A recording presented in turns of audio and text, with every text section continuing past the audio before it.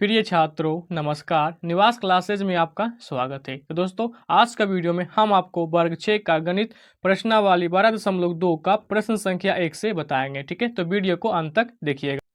तो प्रश्न 1 में है सहचार्य का नियम। ठीक है, जो कि ये पिछले अध्याय के सॉल्यूशन में आप इसको पढ़ चुके हैं। ठीक है, तो यहाँ दिया गया है कि तीन संख्याओं 15, 28 और 14 के योग पर विचार कीजिए। मतलब इसको समझना है और मंथन करना है। ठीक है, तो हम यह योग दो प्रकार से प्राप्त कर सकते हैं, जैसा कि प्रश्न ए और बी में दिया गया है। ठीक है, यहाँ ए में दिया गया है कि हम पहले 15 और 28 को जोड़कर 43 प्राप्त कर सकते हैं। ठीक है, यानी पहले विधि में आपको क्या करना है कि 15 और 28 को जोड़ना है।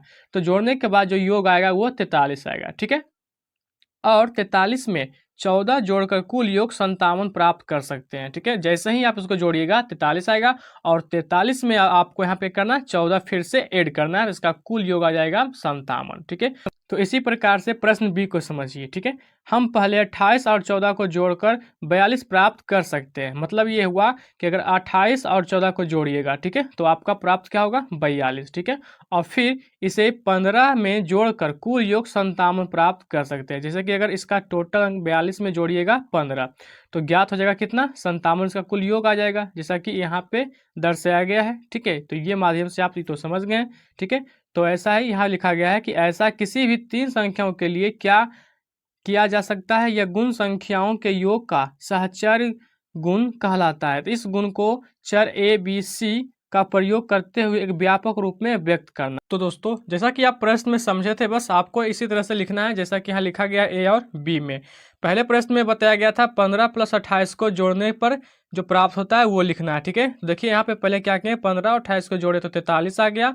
उसके बाद 43 में बताया गया था कि साथ में 14 जोड़ देना है। ठीक है, तो यहाँ आप देख सकते हैं 43 में 14 जोड़ा गया है। ठीक है, तो जोड़ने के बाद यहाँ पे 57 आ गया है। ठीक है, तो उसी तरह से बी में भी बताया गया था कि पहले आपको 14 और 28 को जोड़ना है। तो जोड़ने के बाद आएगा 42, जो कि साथ में ब्रैकेट में यहाँ भी कर लिए हैं। ठीक है, उसके बाद 42 में जब फिर 15 जोड़िएगा तो फिर से आपका ये 57 आएगा। तो ये दो प्रकार की विधि से आप इसको जोड़ लिए हैं, किसको 57 को। ठीक है, तो बस आपको उसमें बताया गया था प्रश्न के अकॉर्डिंग उसमें क्या करना है, आपको एबीसी के रूप में लिखना है। ठीक है, तो उसके लिए आपको क्या यहाँ पे रूल देखिए क्या है, इसको मानते हैं ए और इसको बी। ठीक है, तो यहाँ लिख लीजिए ए प्लस बी। ठीक है, और ये पद को मानेंगे सी, तो यहाँ कर लीजिए सी।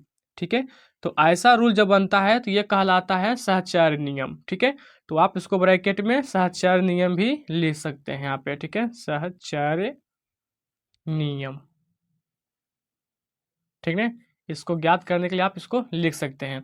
अब प्रश्न के अकॉर्डिंग अब आपको दोनों को खंड करके लिखा गया यानी कि जोड़ा गया है, तो एक साथ में आपको लिखना है सहचर्य का पूरा नियम, जैसा कि इसमें बताया गया है ए प्लस बी के रूप में, और इसका मान हो जाएगा ए प्लस बी प्लस सी। आप यहाँ भी लिख सकते हैं, इसको दोनों को मिलाकर डायरेक्ट यहाँ लिख देते हैं। ठीक है, इसीलिए यहाँ हो जाएगा ए प्लस बी ब्रैकेट, ठीक है, प्लस सी बराबर है, क्योंकि दोनों मान देख रहे हैं ए और बी दोनों आपस में बराबर है, तो इसके अकॉर्डिंग भी आप यहाँ लिख सकते हैं। यहाँ से हो जाएगा ए, ठीक है, ए प्लस ब्रैकेट में चला जाएगा बी प्लस सी। ठीक है, ये मान हो गया इसके लिए और ये मान हो गया इसके लिए, और दोनों का मान क्या हो रहा है आपस में बराबर, इसलिए यहाँ भी आपस में दोनों मान क्या हो जाएगा बराबर।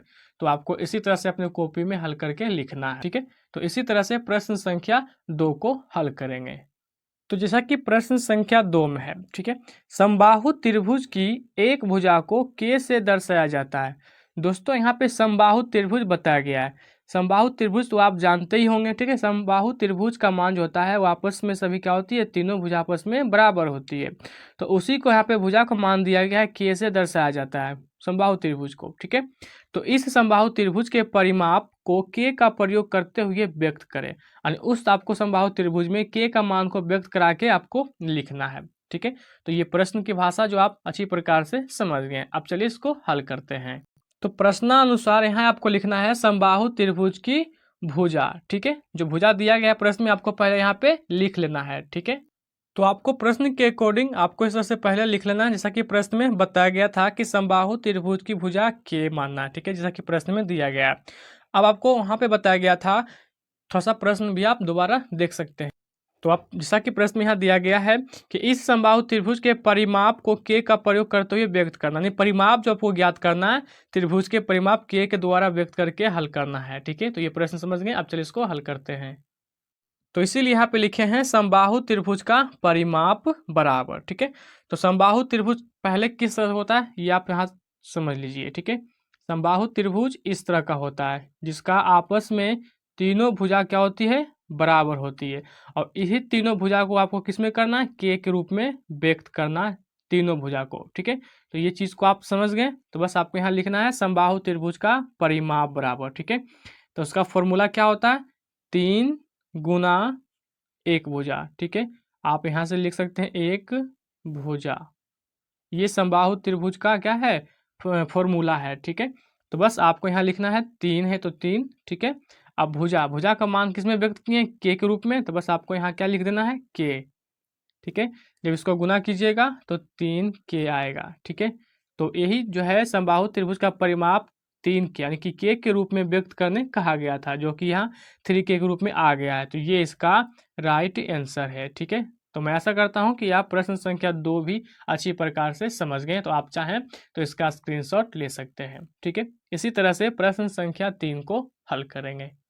तो प्रश्न संख्या 3 में है एक समष्टभुज, ठीक है, आकृति 6 जैसा कि आप यहाँ देख सकते हैं कि एक भुजा को P से व्यक्त किया गया है। तो आप यहाँ देख सकते हैं सभी भुजा को आपस में दर्शाया गया है जो कि P के रूप में है। ठीक है, तो P का प्रयोग करते हुए इस समष्टभुज के परिमाप को व्यक्त कीजिए, यानी कि यहाँ पे परिमाप आपको ज्ञात करना है। संकेत के रूप में दिया गया यहाँ पे एक समष्टभुज की सभी भुजाएं बराबर होती है, जैसा कि आप ये फिगर में देख सकते हैं, और सभी कोण बराबर होते हैं। और भुजा के साथ साथ कोण भी आपस में क्या होती है, कोण ये हो गया। ठीक है, तो ये सभी कोण आपस में क्या होती है, बराबर है, और भुजा भी आपस में क्या है, बराबर है। तो बस आपको इसका परिमाप ज्ञात करना है। ठीक है, तो चलिए इसको ज्ञात करते हैं। तो प्रश्न के अकॉर्डिंग आपको इस तरह से लिखना है कि समष्टभुज का भुजा P जो कि बुक में दिया गया था। ठीक है, जैसे कि यहाँ पे बना लिए फिगर को देख सकते हैं। तो समष्टभुज का परिमाप ज्ञात करना है, तो उसका सूत्र होता है 6 गुना भुजा। ठीक है, तो यहाँ से आप ज्ञात कर सकते हैं 6 गुना लिख सकते हैं भुजा, तो भुजा का मान यहाँ देख सकते हैं P है, तो बस आपको यहाँ P लिखना है, इसको गुना करके लिखिए 6P। ठीक है, तो यही तो आपको ज्ञात करना है, समष्टभुज का परिमाप ज्ञात करना है जो कि 6P के रूप में आ चुका है। ठीक है, तो ये इसका राइट आंसर है। ठीक है, तो इसी तरह से प्रश्न संख्या 4 को हल करेंगे, आप चाहें तो इसका स्क्रीनशॉट ले सकते हैं। तो प्रश्न संख्या 4 में है घन यानी कि क्यूब एक त्रिविमीय, ठीक है, आकृति है, जैसा कि आकृति 7 में दिखाया गया है। आप यहाँ देख सकते हैं, इस प्रश्न का फिगर यहाँ है। ठीक है, तो इसके 6 फलक होते हैं और ये सभी सर्वसम वर्ग होते हैं। तो घन के एक किनारे की लंबाई L से दी जाती है, तो घन के किनारों की कुल लंबाई के लिए एक सूत्र ज्ञात कीजिए। ठीक है, यानी कि ये साइड का जो किनारा दिया गया है, जो कि यहाँ देख सकते हैं छोटी L से दर्शाया गया है, तो इसका साइड के कुल का क्या करना है, लंबाई का सूत्र ज्ञात करना है, जैसा कि प्रश्न में यहाँ दिया गया है, लंबाई के लिए एक सूत्र ज्ञात कीजिए। ठीक है, तो ये तो प्रश्न आप समझ गए, इसको हल कैसे करें। ठीक है, क्योंकि हल करने के लिए ही तो आप वीडियो को देख रहे हैं, तो आपको हल करना सीखना पड़ेगा। ठीक है, तो वीडियो को अंत तक देखते रहें। ठीक है, तो चलिए इसको हल करते हैं। तो पहले आपको हल करने में लिखना है, ठीक है, कि घन के एक किनारे की लंबाई L है। ठीक है, पहले ये आपको लाइन लिखना है, उसके बाद दोबारा लिखना है तो घन के किनारे की कुल लंबाई, जो कि किनारे का कुल लंबाई आपको दिया गया है, तो टोटल किनारा घन में कितना हो जाएगा, बस आपको गिन के लिखना है। जैसा कि यहाँ पे 4 4 8, ठीक है, 8 4 12, बस यही आपको ज्ञात करना था। ठीक है, तो चलिए हम इसको पहले लिख लेते हैं।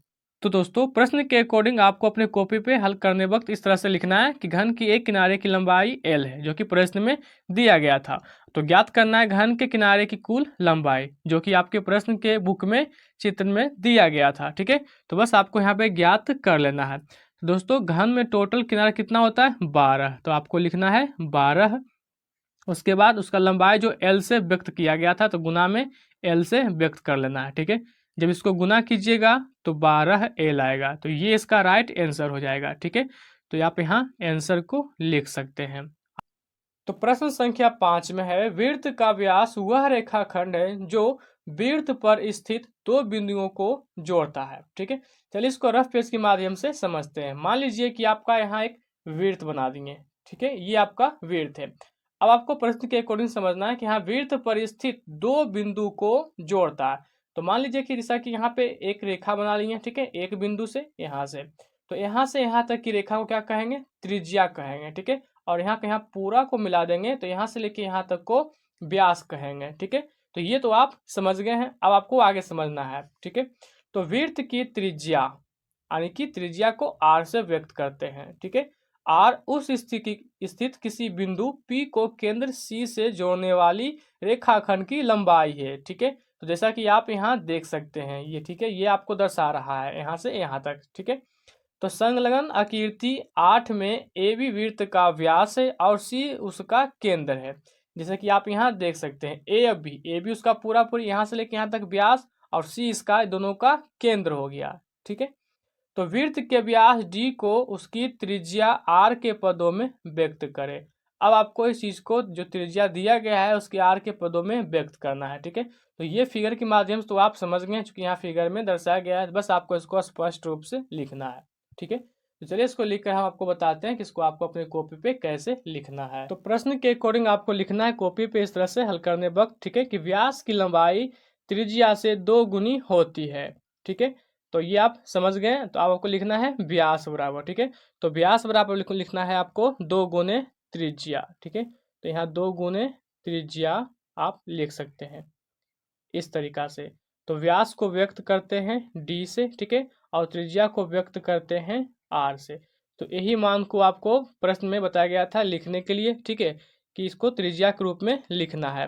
तो आप यहाँ से लिख सकते हैं डी बराबर हो जाएगा 2 त्रिज्या पे दिया गया यानी कि 2 गुना त्रिज्या, तो आप यहाँ लिख सकते हैं 2 बार। ठीक है, तो इसी के रूप में आपको बुक में बताया गया था कि त्रिज्या के रूप में यानी व्यास को लिखना है, व्यक्त करना है त्रिज्या के रूप में। तो इस तरीका से आप इसको व्यक्त कर सकते हैं। ठीक है, आप चाहें तो इसका स्क्रीनशॉट ले सकते हैं। ठीक है, तो दोस्तों मैं आशा करता हूं कि आप प्रश्न संख्या 5 भी अच्छी प्रकार से समझ गए। तो दोस्तों इसी प्रकार से प्रश्नावली 12.2 का प्रश्न संख्या 1 से लेके 5 तक का क्वेश्चन समाप्त हो गई है। ठीक है, तो मैं उम्मीद करता हूं कि आप सभी प्रश्न अच्छी प्रकार से समझ गए हैं। ठीक है, धन्यवाद।